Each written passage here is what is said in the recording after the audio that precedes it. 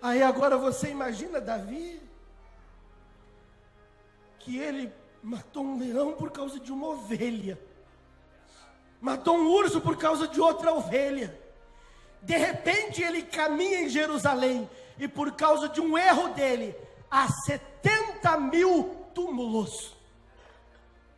Ele era um rei pastor, ele caminhava descalço pela cidade de Jerusalém, escutando uma mãe chorar, um pai chorar, vendo pessoas enterrando queridos e queridos e queridos. Por quê? Porque ele havia errado, e o povo estava pagando. Existem coisas que você faz, que a sua família paga, que a sua igreja paga, que a sua empresa paga. Mas sabe o que ele disse? Lá nos Salmos, ele recebeu a ferida, ele recebeu aquilo, mas ele não deixou aquilo atrofiar a sua vida de adorador. Ele não deixou aquilo sufocar a sua adoração a Deus. E quando ele escreveu no Salmo, ele disse: que venha a minha sentença, mas que venha da tua presença. Por quê? Porque um filho, ele aceita a correção do pai. Um filho, ele aceita a repreensão do pai. E nós não precisamos ir mais longe.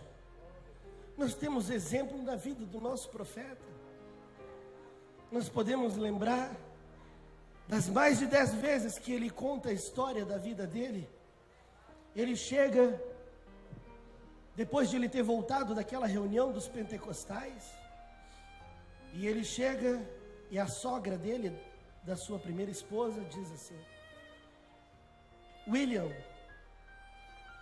ela é tua esposa, mas eu não quero que você leve a minha menina naquele bando de lixo pentecostal. E se você ouvir o irmão Brana quando ele vai contando, quando ele repete o que a sogra dele disse, ele fala assim: lixo.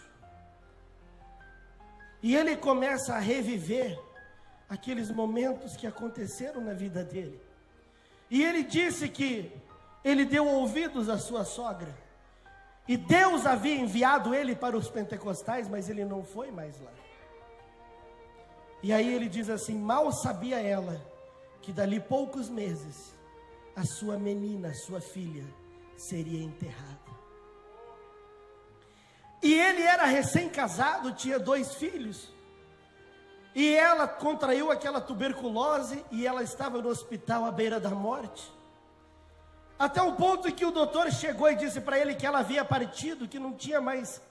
E ele entrou naquele quarto, ele pediu licença, e ele disse: mas Billy, você vai contagiar o teu outro filho que não tem tuberculose, tuberculose é contagioso. Ele disse: não, deixe-me falar com ela. E ele chega do lado da cama dela. Por que ela está ali? Por causa de uma decisão dele, por causa de algo que ele tinha feito. Quem era o culpado? Era ele.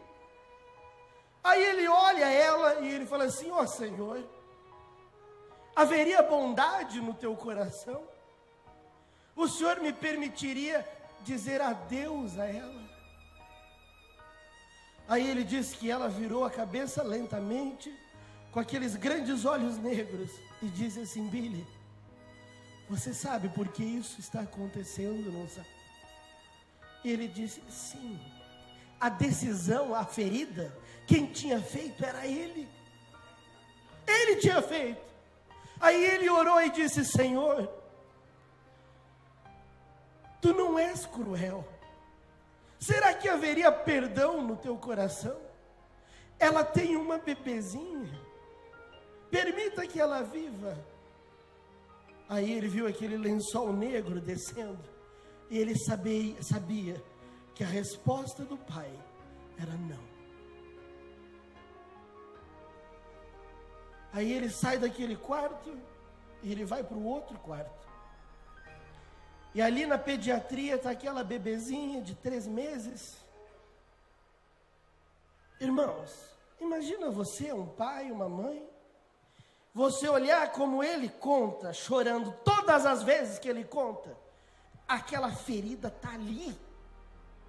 Anos e anos e anos depois, ele conta e ele chora, e aquela ferida está ali, ele olhando para ela, e ele dizia assim: ó, querida do papai. E ela reconheceu a voz do pai e tentou se mover em direção a ele.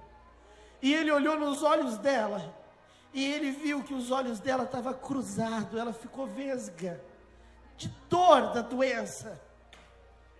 E ele olha para a atitude dele: eu sou o culpado dessa dor, eu sou o culpado desse problema, eu que sou o culpado. Aí ele olha e diz assim: ó Deus, ele faz a mesma oração e diz: tu não és cruel, haveria bondade, perdão no teu coração? O Senhor já acabou de levar a mamãe dela, permita que ela fique comigo. E aquele lençol desce de novo. Irmãos, até o último minuto da vida do nosso profeta, ele queria poder voltar lá, naquele momento aonde ele chamou, não que ele tenha chamado ele mesmo, mas ele aceitou que aqueles pentecostais eram lixo. Aonde ele tomou a decisão errada, ele queria poder voltar lá atrás, mas ele não pode mais voltar. E aquilo dali até o último minuto da sua vida, aquilo seguiu ele. Até o último instante, ele tinha aquele peso carregado dentro dele. Mas vocês olhem o que Deus fez através dele, depois da ferida. Ele se rendeu? Não. Foram 5 anos de bronze. Ele tentou se matar, ele tentou várias coisas, ele desistiu do ministério. Mas aquele pedacinho, aquela âncora ali dentro, foi mantendo ele. Por quê? Porque havia um povo que precisaria da sua mensagem. Havia um povo que precisaria daquela mensagem. E quando ele termina aquela mensagem, aquela pregação, sabe como é que é a oração final dele? Ele diz assim: ó Jesus, tu tens quebrado meu coração, vez após vez, mas mesmo assim, eu ainda te amo. Aí você olha, o que ele fez? Ele não se rendeu à ferida, ele não se entregou a uma vida desregrada. Todos os Branas eram bêbados. A morte da mãe, da esposa, da filha, é motivo de se entregar, é motivo de abandonar tudo. E eu posso ver, isso não é longe. Esses dias eu estava na casa de um casal, ali em Passo Fundo. E esse casal, eles tinham uma filha. E ela se casou, e ela era uma menina muito bonita, e eles criavam ela como uma princesa. E esse casal casou a sua filha com um rapaz lá da cidade onde eu morava. E eles eram recém-casados, e em 14 dias depois, ela morreu. Aí eu entrei esses dias, agora, pouco tempo, com o irmão Robert, lá na casa desse casal, e nós estávamos lá. Você olhava na estante da sala, tinha a foto dela. Você ia no quarto, tinha outras fotos.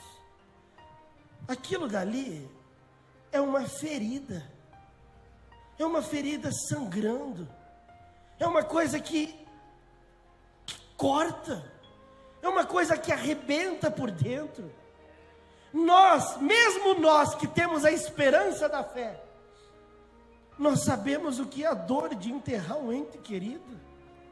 A dor da separação é muito cruel. E eu lembro que eu olhava para aquele casal e eu pensava, meu Deus, como que eles ainda conseguem te servir? Como que eles ainda encontram alegria no viver após essa tragédia? Como que isso procede? Eu e você temos feridas. Nós temos problemas e situações. Mas Deus fica olhando para nós.